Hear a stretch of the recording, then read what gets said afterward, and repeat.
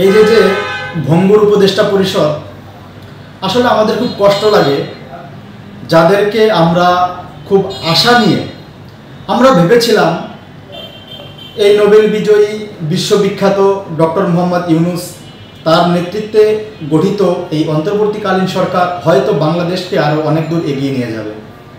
বিগত দিনগুলোতে বাংলাদেশের রাষ্ট্রের যে পরিবর্তন ছিল, যে ফ্যাসিবাদ জুলুমের কায়েম ছিল, সেটা থেকে হয়তো পরিবর্তন হয়ে একটি অনাবিল শান্তি বাংলাদেশে বিরাজ করবে, কিন্তু আমরা সেটা থেকে বঞ্চিত হলাম।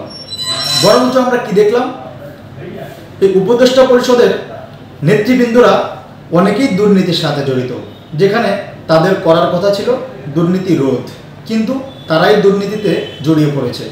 এবং মূল যে বিষয়গুলো সংস্কার, বিচার এবং নির্বাচন, এই যে একটি বছর হয়ে গেল, সংস্কার আসলে পুঁথিগত আমরা কোনো সংস্কার দেখিই নাই। একটি বছর ধরে তারা সংস্কার সংস্কার সংস্কার জিকির করেই যাচ্ছে, কিন্তু কোনো ধরনের সংস্কার প্রতিষ্ঠিত হয়নি। এমনকি গুরুত্বপূর্ণভাবে কোনো আইনকে অধ্যাদেশ হিসাবেও জারি করা হয়নি। সুতরাং তাহলে একটি বছরে আমাদের অর্জন কি? অর্থনৈতিকভাবে আমাদের অর্জন কি? অর্থনৈতিকভাবে আমাদের অর্জন হলো ডক্টর মোহাম্মদ ইউনূস মাইলস্টোন কলেজের যারা আহত বা নিহত হয়েছেন তাদেরকে সাহায্যের জন্য তিনি ফেসবুকে পোস্ট করেছেন, তাকে সহযোগিতা করার জন্য, তার ত্রাণ তহবিলে ত্রাণ বা অর্থ ডোনেট করার জন্য। এটি কি আমাদের অর্থনৈতিকভাবে বাংলাদেশ উন্নতির পথ?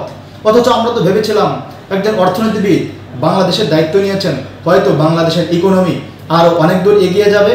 বিগত সরকারের 17 বছরের আমলে আমাদের যেই অর্থনৈতিক ক্ষতি হয়েছিল হয়তো সেটা আরও পুষিয়ে যাবে, কিন্তু আমরা দেখছি আরও বাংলাদেশ নিম্নতলে চলে যাচ্ছে। এটার থেকে উত্তরণের জন্য গণ অধিকার পরিষদের সংগ্রামী সভাপতি জনাব নুরুল হক নূর তিনি বলেছিলেন জাতীয় সরকার গঠন করার জন্য, কিন্তু তারা সেটা শোনেননি। তারা বিভিন্ন এজেন্সি, গোয়েন্দা সংস্থার কথা শুনে এই সরকারের কার্যক্রম পরিচালনা করলেন, কিন্তু এখন আমরা ভঙ্গুর অবস্থা দেখছি। কি দেখলাম? উপদেষ্টা আসিফ নজরুল সাহেব, উপদেষ্টা আবরার সাহেব, শিক্ষা উপদেষ্টা, ছাত্ররা তাদেরকে লাঞ্ছিত করছে।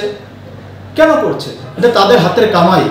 কোরআনে যেমন আল্লাহ তাআলা রব্বুল আলামিন বলেছেন, যাহারাল ফাসাদু ফিল বাররি ওয়াল বাহরি বিমা কাসাবাত আইদিন নাস। প্রত্যেকটি মানুষ তার কর্মফল ভোগ করবে এবং কর্মের জন্য তিনি নিজেই দায়ী। ঠিক তেমনি উপদেষ্টারাও তাদের কর্মের জন্য তারাই দায়ী। এখনো সময় আছে, সঠিক পথে থাকুন, বাংলাদেশকে নেতৃত্ব দিন। তা না হলে আপনারা কোথায় হারিয়ে যাবেন হয়তো আপনাদেরকে আর কখনো খুঁজেও পাওয়া যাবে।